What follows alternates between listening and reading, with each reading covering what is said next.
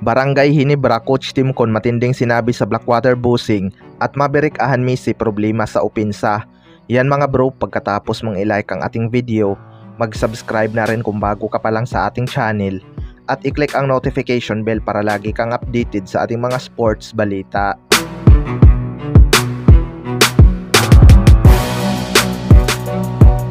So dalawang magkasunod na talo na nga para sa Barangay Ginebra mga bro.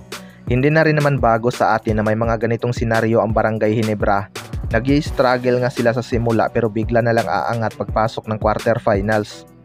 Ayon nga kay Coach Tim Con mga bro ay kailangan nga daw nilang ayusin ang kanilang chemistry. Parang ang hindi naglalaro as a team itong Barangay Ginebra kaya napakarami nilang nagagawang turnover. Kulang-kulang din talaga ang kanilang depensa partikular na sa painted area mga bro. Pero sinisiguro nga ni Coach Tim Con na makaka-bounce back sila laban sa Blackwater Busing. Alam naman natin na kapag nagsunod-sunod ang talo ng Barangay Ginebra, may mga adjustment kang gagawin itong si Coach Tim Con. Kung makakabalik na si Scotty Thompson, panigurado babalik ang sigla nitong Barangay Ginebra, partikular na sa rebounding department. Kahit may twin tower itong Barangay Ginebra, hindi nga kayang dominahin ng dalawang twin tower nila ang rebounding. Mas marami pang ang nakukuhang rebounds itong si Scotty Thompson kahit guard position. Kaya abangan na lang natin. Sa kabilang banda naman mga bro, Maverick Ahanmisi problema sa opensa. Ito ngang si Maverick Ahanmisi ang isa sa mga inaasahan ng Barangay Ginebra sa opensa. Alam naman natin na noon pa lang scorer na talaga ito at malaki na rin ang naging improvement sa kanyang 3-point shooting. Kaya di nagdalawang isip ang Barangay Ginebra na kunin ito noong naging free agent. Malaki nga ang expectation ng mga fans sa kanya mga bro na mapupunan niya ang posibleng iiwan na spot ni L.A. Tenorio at Stanley Pringle.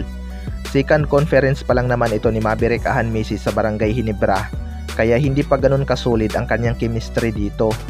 Tulad nga ni Stanley Pringle na isang ball dominant, kailangan pa nga ng adjustment ni Maverick Ahanmisi dito sa Barangay Ginebra. Sa ngayon nga ay problema ng Barangay Ginebra ang kanyang opensa dahil hindi nga consistent ang kanyang scoring.